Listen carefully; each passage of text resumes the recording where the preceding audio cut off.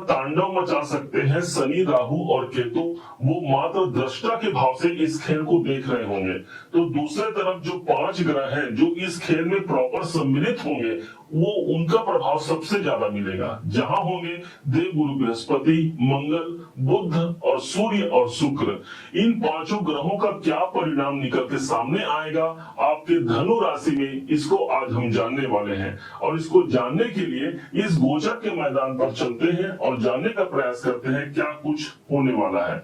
सबसे बड़ा प्रभाव जो पूरे 12 साल बाद होने जा रहा है, देव गुरु बृहस्पति उच्च की राशि पर प्रवेश करने हैं। ये वही देव गुरु बृहस्पति हैं जो धनु राशि के अपने ही राशि के स्वामी हैं, और यही गुरुदेव हमको मिलने जा रहे हैं ठीक अष्टम भाव पर। अष्टम भाव को सुन करके आप डरिएगा मत, क्योंकि अष्टम भाव तो वो स्थान है जो हमारे जीवन को परिवर्तन करता है।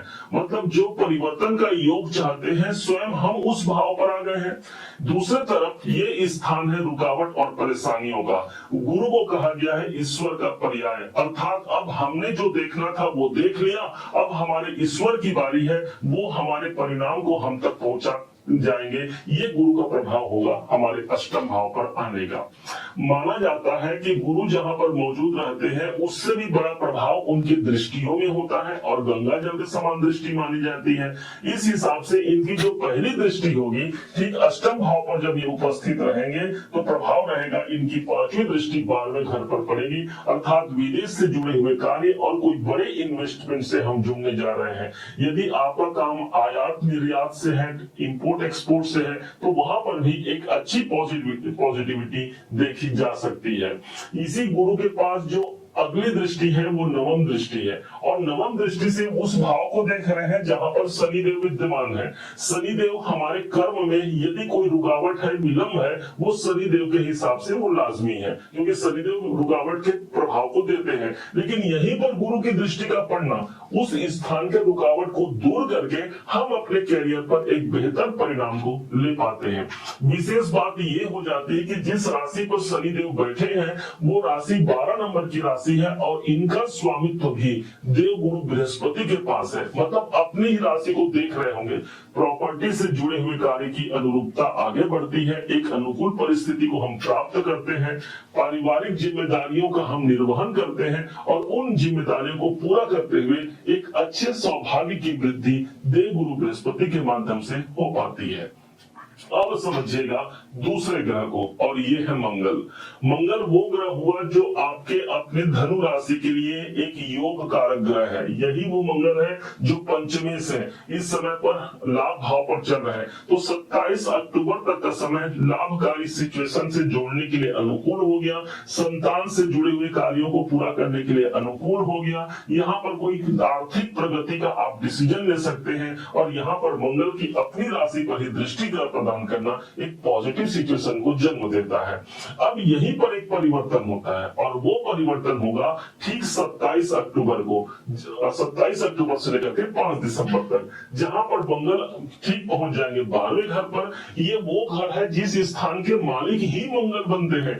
इसके 12वें घर पर जाना पूरा फिर से गुरु के संग मंगल भी इस भाव को प्रेषित करते हैं, अर्थात विदेश से जुड़े हुए कार्य और इन्वेस्टमेंट की तैयारी आप कर सकते हैं। क्योंकि पंचमे से पंचम भाव हमारा एजुकेशन है। यदि आप एजुकेशन में कहीं बाहर इस समय पर जाना चाहते हैं तो एक पॉजिटिव समय है, या हमारे संतान इस समय पर एजुकेशन में बाहर रह रहे हैं तो उनके लिए भी वही पॉजिटिव सिचुएशन मंगल के द्वारा प्राप्त होगा। अब आइए तीसरे ग्रह पर चलते हैं, और ये तीसरा ग्रह है बुध। ये वही बुध है जो आपके कैरियर के मालिक हैं, और स्वयं इस समय पर वो कैरियर के घर पर है। और मात्र 2 अक्टूबर का डेट आता है, और यही बुध देव 10म भाव को छोड़ करके प्रवेश कर जाएंगे इनकम के भाव पर, लाभ के घर पर। अर्थात जो काम हमने करना था कर लिया। 2 अक्टूबर से ही वो सिचुएशन है जहां पर अब हमारे कर्म क्षेत्र से लाभ लेने की आवश्यकता है, या फिर लाभ प्राप्ति की आवश्यकता है। तो इसलिए 10वें का 11वें घर पर जाना कर्मों के लाभ के हिसाब से एक अनुकूल संजोग रहेगा। सोशल सर्कल से जुड़ करके यदि आप काम कर रहे हैं, यहाँ पर भी एक लाभ की स्थिति बनती है। यहाँ पर मनोरथ पूर्ण करने का एक अवसर मिल सकता है। जो कार्य लंबित है, लंबे समय से चल रहे हैं, उस कार्य पर पूरा करने के लिए बुध का 11वें घर पर जाना एक पॉजिटिव गोचर इसे भी माना जाएगा। अब थोड़ा सा विशेष ध्यान दीजिएगा सूर्य पर। ये सूर्य इसी महीने 16 तारीख तक तो अच्छी स्थिति पर है, भाई सूर्य हमारे कैरियर के भाव पर है, तो 16 तारीख तक का जो समय कोई पोजीशन प्राप्त करना है, कोई इंक्रीमेंट प्राप्त करना है, उसके लिए सूर्य का पोजीशन अच्छा हो गया। लेकिन 16 तारीख के बाद का जो समय रहेगा उस समय पर यही सूर्य पहुंच जाएंगे एक घर आगे जहां पर अभी अभी बुध पहुंचे हैं, और सूर्य बुध का योग बन जाएगा, साथ में मंगल भी रहेंगे, सेनापति मंगल रहेंगे, परंतु सूर्य देव रहेंगे नीच के। प्रभाव क्या निकल के सामने आएगा, तो अब ये हमारे कुंडली के नवमेश बनते हैं, तो इसलिए पिताजी से जुड़े हुए और सीनियर बॉस को लेकर के कुछ समस्याएं हैं, तो उस पर हमको ज्यादा बहसबाजी करने की आवश्यकता नहीं है, वहां पर विराम लगाने की आवश्यकता रहेगी। हालांकि इस शुक्र को भी, इस सूर्य को समर्थन मिल रहा है मंगल और बुध का, इसलिए ऐसा कोई परेशानी युक्त समय नहीं, फिर भी थोड़ा सा ध्यान रखना होगा सूर्य के लिए। जो उपाय बताएंगे इसको कर लीजिएगा। अब अंतिम और पांचवा ग्रह है और वो है शुक्राचार्य। शुक्र की स्थिति वो ग्रह है शुक्राचार्य जो हमारे नौकरी के मालिक बनते हैं, और ये शुक्र इस समय पर फंसे हुए हैं केतु के कैद में। अब अच्छी बात यह है कि 9 अक्टूबर का डेट आता है और यही शुक्र केतु के कैद से मुक्त होते हुए मिल जाएंगे हमको कैरियर के घर पर। लेकिन यहाँ पर एक बात तो ये हो गई कि शुक्र को कहा गया है 6 नंबर की राशि पर जाते हैं तो ये भी नीच के हो जाते हैं, तो हाँ यहाँ पर शुक्र देव नीच के रहेंगे। लेकिन अच्छी बात क्या हो गई, शुक्र को हम धन कहते हैं और 10वां भाव हमारा कैरियर है, तो कैरियर में धन प्राप्ति के लिए यदि कोई योग हम चाह रहे हैं, कोई बढ़ोतरी का योग चाह रहे हैं, तो शुक्र एक पॉजिटिव सिचुएशन हो गया।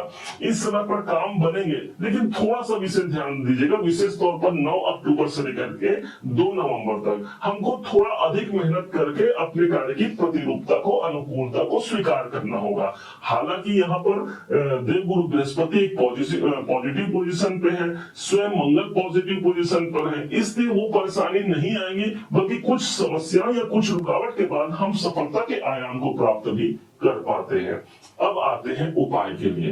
उपाय के लिए जो विशेष उपाय होगा उसको ध्यान दीजिएगा। भगवान सूर्य के लिए हमको जल अर्पण करना है। हमारे पिताजी के संग, हमारे बॉस के संग हमको अपने रिश्ते मधुर रखना है। क्योंकि शुक्र इस समय पर कैरियर के भाव पर मौजूद रहेंगे, इसलिए माता लक्ष्मी जी की आराधना करना मत भूलिएगा। श्री सूक्त का पाठ या कनक धारा स्तोत्र का पाठ किया जा सकता है, या कोई ऑडियो वीडियो भी आप उसकी सुन सकते हैं, जिससे सकारात्मकता बनी रहे और हम अपने कैरियर पर उच्च मुकाम को हासिल कर सके। उम्मीद है आप सबने इसे समझा, आप सबने इसे जाना है। यदि आपने इसे समझा है, जाना है, मेरे समझाने का प्रयास यदि आपको सार्थक लगा हो, मेरे समझाने का तरीका यदि आपको सार्थक लगा हो, तो हर बार की भांति इस बार भी अपना प्यार भरा लाइक और कमेंट करना कभी मत भूलिएगा। और हाँ, यदि अभी तक आपने चैनल को सब्सक्राइब नहीं किया है, सब्सक्राइब जरूर कीजिएगा। पुनः एक बार फिर आप सभी का दिवस बहुत मंगलमय हो, इन्हीं शुभकामनाओं के साथ। जय श्री